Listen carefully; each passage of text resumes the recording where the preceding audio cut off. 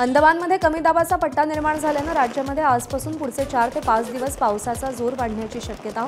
कोकण मराठवाड्याला हवामान खात्याकडून खबरदारीचा इशारा। भंडारा जिल्ह्यात पावसाच्या जोरदार सरी, पावसामुळे वातावरणात गारवा, शेतपिकांनाही लाभ होणार। सप्तशृंगी घाट रस्ता आजपासून पुढचे 3 दिवस बंद राहणार। सकाळी 7 ते दुपारी 12 पर्यंत वाहनांना बंदी। दरड संरक्षक जाळी बसवण्यासाठी घाट रस्ता बंद राहणार।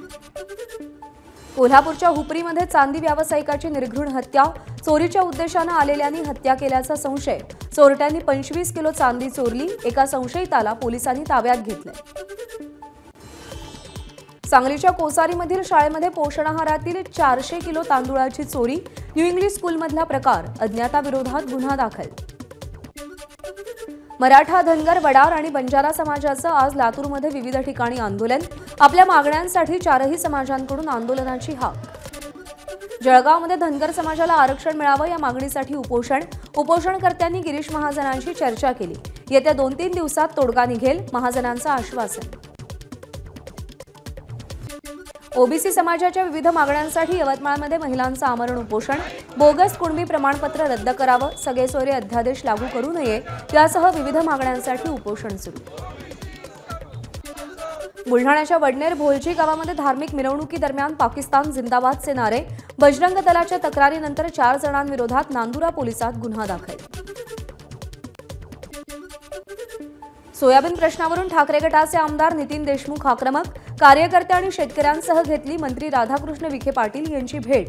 देशमुखांची भूमिका योग्य, त्यांच्या मागण्यांवर विचार करू, विखे पाटलांची प्रतिक्रिया। NSL साखर कारखान्याचं दूषित पाणी माजलगाव धरणाच्या कॅनॉलमध्ये, नागरिकांसह जनावरांच्या आरोग्याला धोका। NSL शुगर कारखान्याचा परवाना रद्द करण्याच्या मागणीसाठी शेकापसह शेतकऱ्यांचा रास्ता रोको। अहमदनगरच्या खडकीमध्ये साकळाई कृती समितीचा रास्ता रोको। साकळाई उपसा जलसिंचन योजना तातडीनं पूर्ण करावी या मागणीसाठी आंदोलन। वाशिमच्या सोनखासमधील मारुतीच्या मंदिरावर वीज कोसळली, कळसाच्या काही भागाचं नुकसान।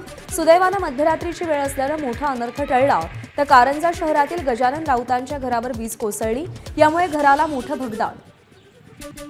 नाशिक शहरातील सातपूर परिसरात दहशत माजवणाऱ्यांवर पोलिसांची कारवाई। दगडफेक आणि शिवीगाळ करणाऱ्या टवाळखोरांची पोलिसांनी धिंड काढली, नागरिकांकडून कारवाईचं स्वागत। कसाऱ्याजवळ ट्रेनमध्ये विषारी साप सापडल्यानं प्रवाशांची घाबरगुंडी। जबलपूरहून मुंबईला जाणाऱ्या गरीबरथ एक्सप्रेसमध्ये हा साप शिरला होता, व्हिडिओ व्हायरल। शिर्डीच्या साईबाबांना सुवर्ण हिरेजडित 12 लाखांचा मुकुट दान। साईबाबा संस्थानचे मुख्य कार्यकारी अधिकारी गोरक्ष गाडीलकर यांची माहिती। 12,70,000 रुपयांचा हा मुकुट असल्याचीही माहिती। साताऱ्यातील खंडाळ्यामध्ये महामार्गावर ट्रकची जवळपास 10 वाहनांना धडक। अपघातामध्ये 10 ते 12 प्रवासी जखमी, ट्रक चालक पोलिसांच्या ताब्यात। तीर्थयात्रेला निघालेल्या भाविकांच्या ट्रॅव्हल्सला कंटेनरची धडक, अपघातामध्ये 20 भाविक जखमी। नांदेडच्या शासकीय रुग्णालयात उपचार सुरू। लातूरमध्ये अवैध गर्भपात केंद्रावर पोलिसांचा छापा, बोगस डॉक्टरचा गर्भपात, अवैध धंदा उघड। आरोपीला अटक, उदगीरमधील धक्कादायक प्रकार, या प्रकरणी अधिक तपास सुरू।